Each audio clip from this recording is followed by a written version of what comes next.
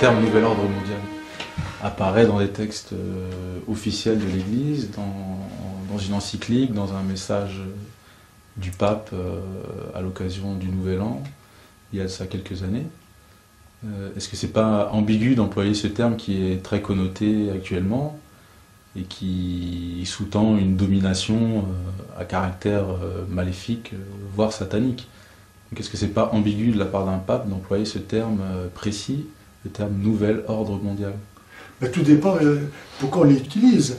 Le pape prend acte de ce que le monde aujourd'hui, à cause du progrès des sciences, des communications, des transports, est en train de s'unifier. Et qu'aujourd'hui, on peut vivre facilement en relation avec des gens à l'autre bout du monde. Donc, est-ce que l'Église doit condamner ce qui paraît une évolution inéluctable? On ne voit pas comment, et pourquoi d'ailleurs même on devrait renoncer à cette mondialisation de la vie humaine. Le tout, c'est que l'Église, au contraire, soit là pour guider, orienter ce mouvement d'unification de l'humanité, pour ne pas justement permettre l'avènement d'un pouvoir totalitaire. Je cite ici Benoît XVI dans son encyclique Caritas in Veritate, qui, au numéro 57, aborde cette question. Il dit, au sujet donc du nouvel ordre mondial, qu'il faut se garder de ce dangereux pouvoir universel de type monocratique. Notre pape est bien conscient du danger que représente l'avènement d'un nouvel ordre mondial totalitaire. Et pour justement contrecarrer l'autorité, l'influence, le pouvoir de cette autorité mondiale, il dit que la gouvernance de la mondialisation doit être de nature subsidiaire, articulée à de multiples niveaux et sur différents plans qui collaborent entre eux. Je rappelle ce qu'est le principe de subsidiarité évoqué ici par Benoît XVI. Ce principe découle du fait que Dieu n'a pas voulu retenir pour lui seul l'exercice de tous les pouvoirs, mais a remis à chaque créature les fonctions qu'elle est capable d'exercer selon les capacités de sa nature propre. Si donc le comportement de Dieu, qui témoigne de si grands égards pour la liberté humaine, doit inspirer la sagesse de ceux qui gouvernent, alors une société d'ordre supérieur ne doit pas intervenir dans la vie interne d'une société d'ordre inférieur, mais la soutenir en cas de nécessité et l'aider à coordonner son action avec celle des autres éléments qui composent la société en vue du bien commun. Si la socialisation exprime la tendance naturelle des hommes à s'associer pour atteindre des objectifs inaccessibles par soi seul, elle comporte néanmoins des dangers, dont celui de l'abus de pouvoir, menaçant liberté et initiative personnelle, si craint à juste titre par les anti-mondialistes. Par exemple, dans l'enseignement, l'État doit tout faire pour permettre aux parents d'exercer leur droit d'éducateur premier de leurs enfants et ne pas se substituer à eux dans l'exercice de ce droit qui ne lui appartient pas. La conséquence générale de ce principe de subsidiarité est donc que ce que les particuliers peuvent faire par eux-mêmes, par leurs propres moyens, ne doit pas leur être enlevé et transféré à la communauté. Le principe de subsidiarité s'oppose donc à toutes les formes de collectivisme.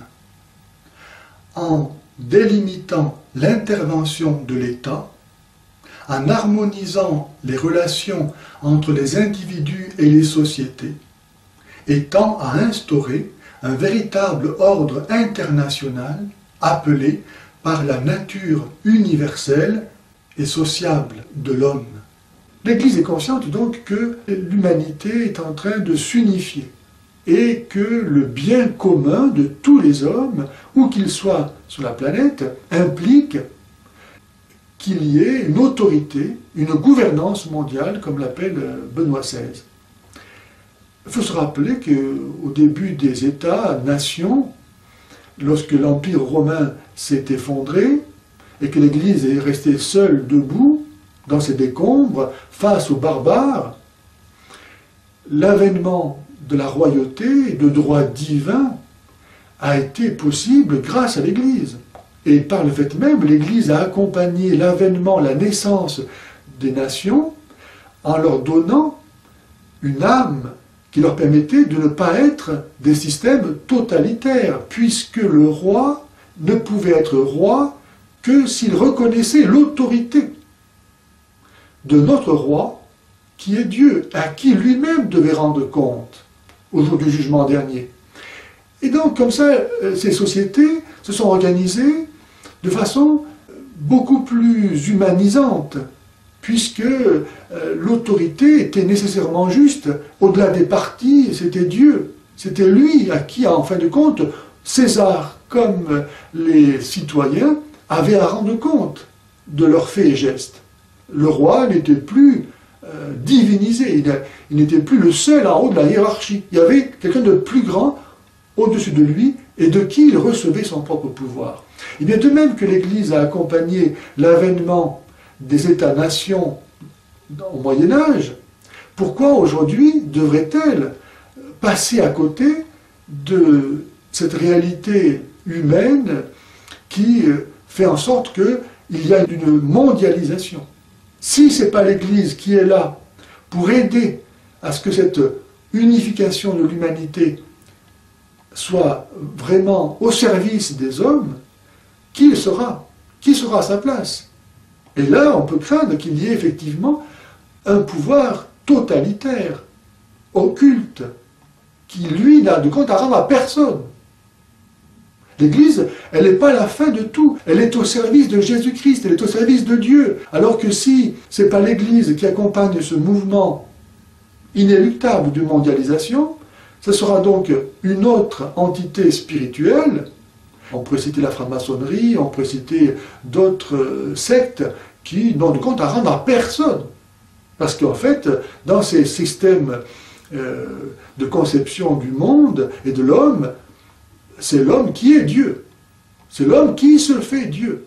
Et la mondialisation, à ce moment-là, est une chance pour accéder à cette folie de penser pouvoir un jour tout tenir en main. Parce qu'il n'y aura plus de contre-pouvoir.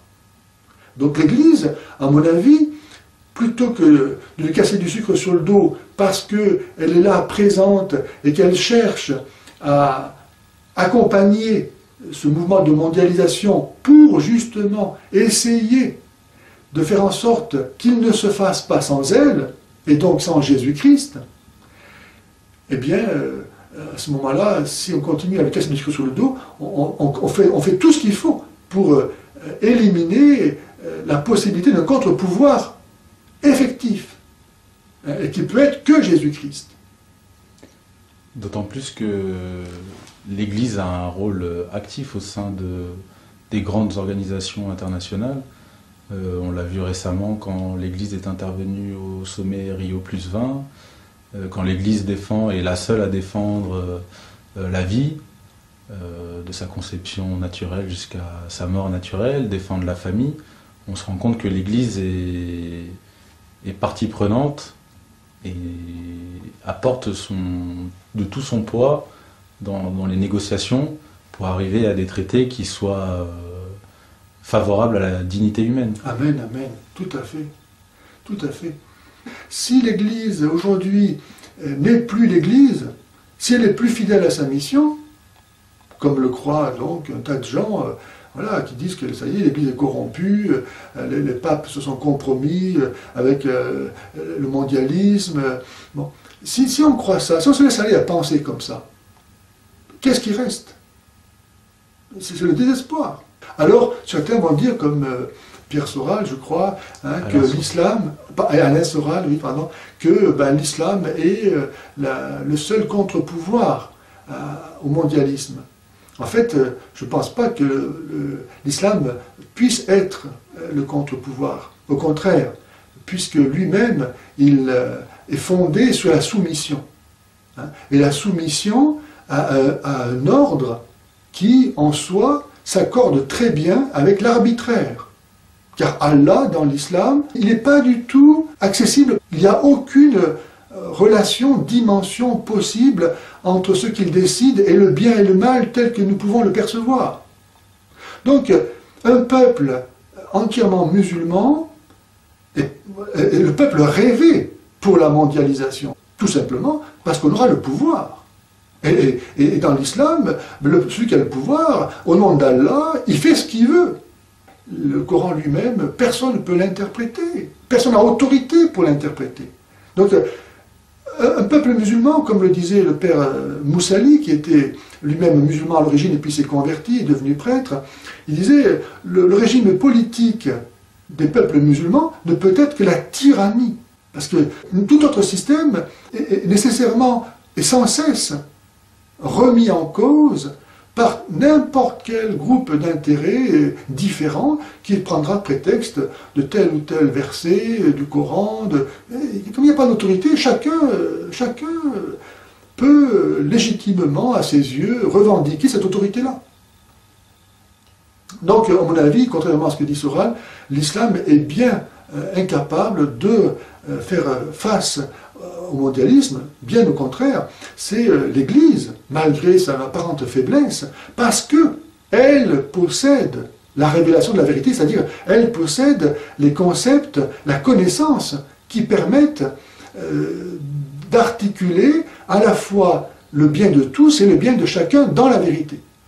Et je voudrais citer à ce sujet, notamment, le dogme de la Trinité.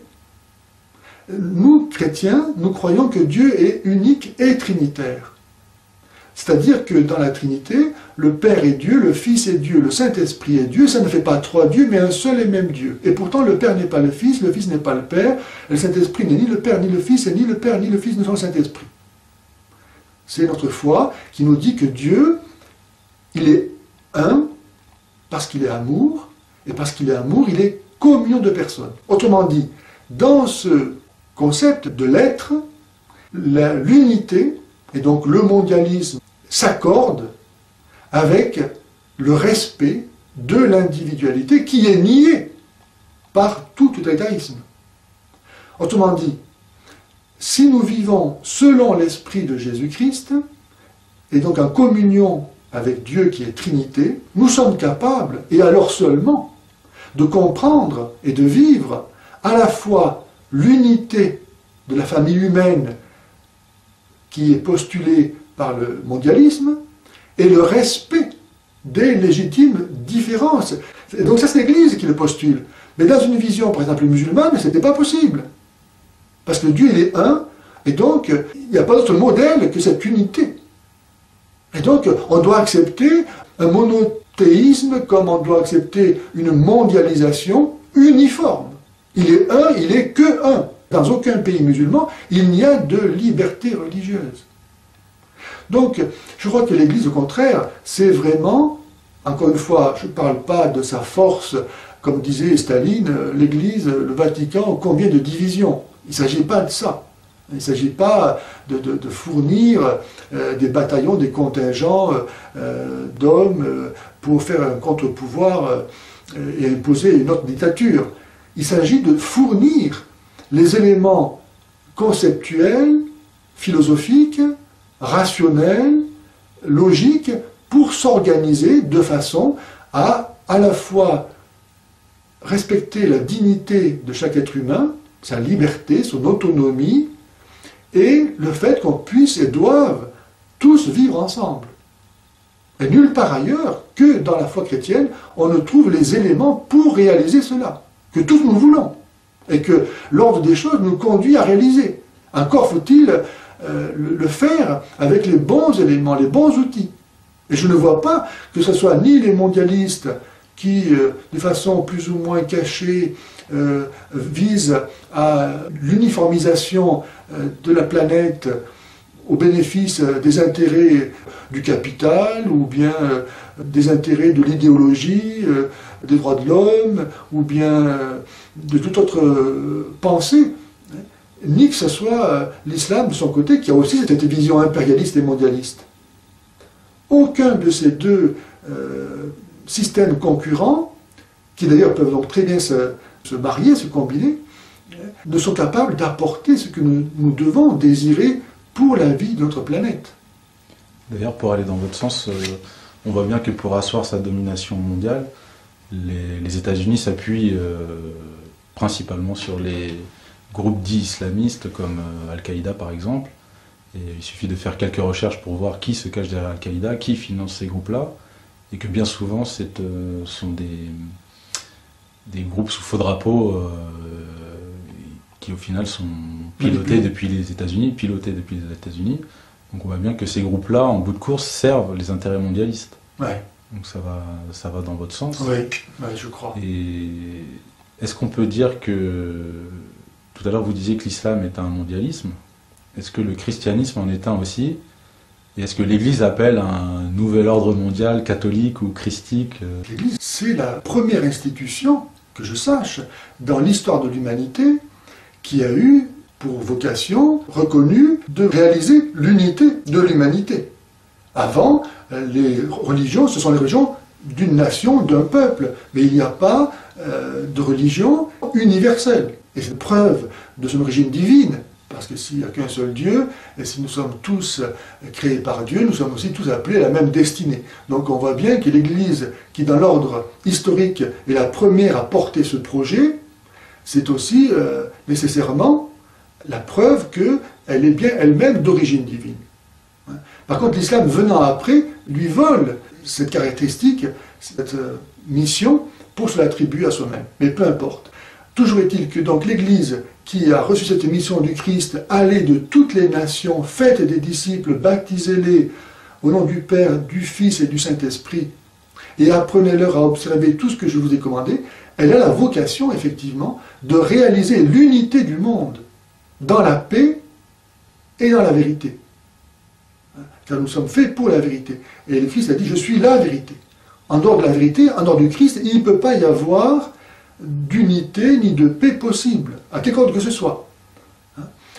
Donc je crois effectivement que la mission de l'Église, qui est évidemment en premier lieu de donner la vie éternelle, de donner le salut éternel, le pardon des péchés, ça vaut plus que tout, évidemment.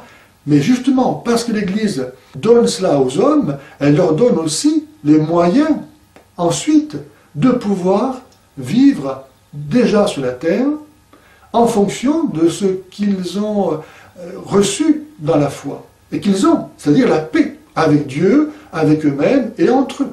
Si on n'a pas reçu ce don, si on ne connaît pas la vérité, si on ne connaît pas Jésus-Christ, on peut essayer de faire, comme dans la Genèse on le voit, construire le trou de Babel pour essayer de s'égaler jusqu'à atteindre Dieu, essayer de réaliser l'unité de l'humanité. Ça ne pourra pas marcher. Parce qu'il manque la relation à ce qui est l'essentiel et qui est notre relation à la vérité. Sans moi, vous ne pouvez rien faire, dit Jésus. Marchez tant que vous avez la lumière. Si on n'a pas la connaissance de la vérité, forcément, tout ce que nous pouvons faire, tôt ou tard, va se casser la figure.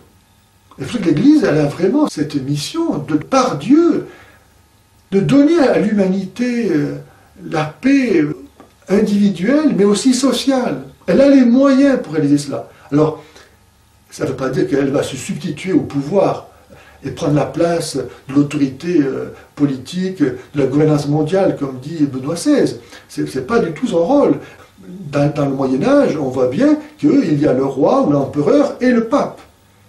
Le pape n'est pas l'empereur de la chrétienté. Il représente Jésus-Christ, il est là comme une grâce inouïe, par laquelle le Seigneur inspire, si les hommes veulent l'écouter, le chemin. Mais les hommes restent ce qu'ils sont, et ils sont appelés à s'organiser, à créer leur propre pouvoir, etc., en tenant compte ou non de l'Église. Donc on voit que dans cette dualité, qui a été le propre de la vie et de la politique de la chrétienté au long de l'histoire, on voit que cette dualité empêche justement le totalitarisme. L'empereur ne peut pas faire tout ce qu'il veut, parce qu'en face de lui, il y a un pouvoir. Évidemment, il n'est pas du même ordre. Ben, s'il est homme, il ne peut pas ne pas en tenir compte. Parce que le pape est là pour lui dire, écoute, il y a des principes, un peu comme Jean-Baptiste qui va dire à Hérode, tu n'as pas le droit de vivre avec la femme de ton frère. L'Église, elle est prophétique. Je crois quelque chose qu'il ne faut pas oublier, nous catholiques, et nous ne devons pas croire que ce qui se passe aujourd'hui nous dépasse. Nous avons, en tant que catholiques, une mission, une grande mission, et elle est toujours d'actualité.